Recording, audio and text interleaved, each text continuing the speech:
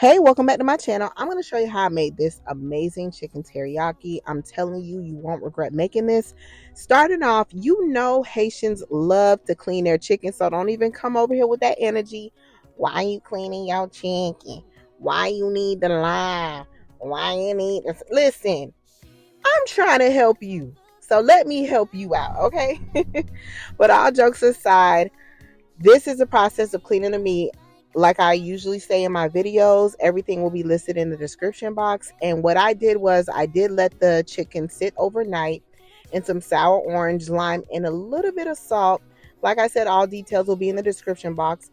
The reason why I'm boiling the chicken is it's kind of like when you're baking it, it helps speed up the baking process and to make sure that your meat is thoroughly cooked.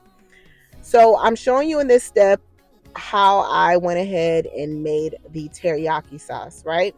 I'm telling you, it's not difficult at all. It does take, a little patience, of course, with anything that you're creating. You have to be a little patient with it. So the ingredients also will be listed below. But what I wanted to mention is that if you don't have any cornstarch, you can actually use flour in order to thicken the teriyaki sauce. Y'all, I was running around like, where's my cornstarch? I misplaced the cornstarch. Found it after I made the meal. Don't you hate when that happens?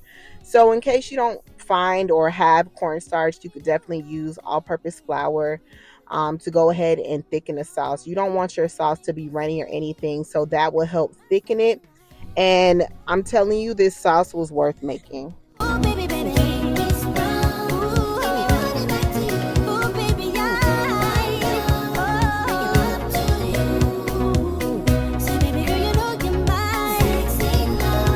Now, this is an additional step. If you're one where you don't like sesame seeds, then you don't have to add it. The good thing with cooking is you don't have to do step by step everything that I do. You can add your own twist to it. That's what's amazing about cooking. But I did end up adding the sesame seeds to it because I wanted the whole effect and everything. But if you find yourself not being able to use sesame seeds or that's not your thing, then you don't have to use it. But this is the aftermath of it. And this is me adding the flour, y'all, because I'm like, I need to thicken up my sauce. It was just looking like tea or looking too runny for me. So yeah.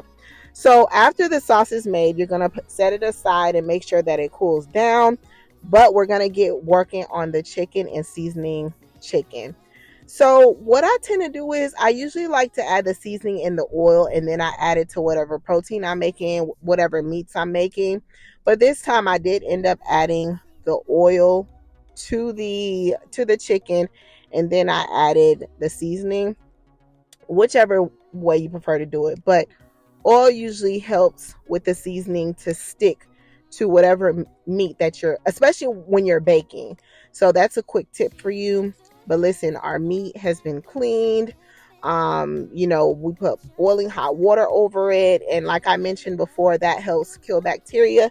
And it also assists with your chicken to cook a little bit better when it comes to baking in the oven. I like to make sure that my meat is well seasoned, well cooked. I don't want any type of blood. Ugh, I don't want to get too detailed, but imagine biting in some chicken and I just can't. I can't even finish the sentence. But I just made sure that it was well seasoned. And like I mentioned over and over again, everything will be listed in the description box as far as the measurements and my ingredients. And we're going to give that baby a good mixing, making sure the seasoning just all up in the chicken, okay? Now that our chicken has been well coated with the seasoning, we're going to be sure to spray our baking pan. This can usually help with the cleaning process where you don't have to do all that scrubbing and all of that. It just eliminates the cleaning process. Of course, still clean your baking pan, still wash it, soak it, all of that. But this just kind of helps with the process. So the oven should already be preheated at 385 degrees. We're going to bake it for approximately 40 minutes. But halfway through, so at the 15-minute mark, 15 or 20-minute mark, what you'll do is ensure that you flip your chicken to the other side just to make sure that both sides are properly baked. And towards the end, you're going to broil it on low just to get that, you know, that beautiful crust on your chicken. So this is the fun part where we take our teriyaki sauce that has been made by us, yay, and just make sure it's well coated in that sauce. I'm a saucy girl. I love my chicken to be just coated with whatever sauce that I've made.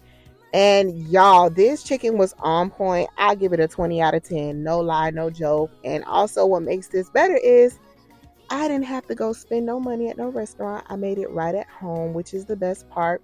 Remember, the purpose is to save more money because the way things are set up, we need to be saving towards the end of this year all the way up to 2025.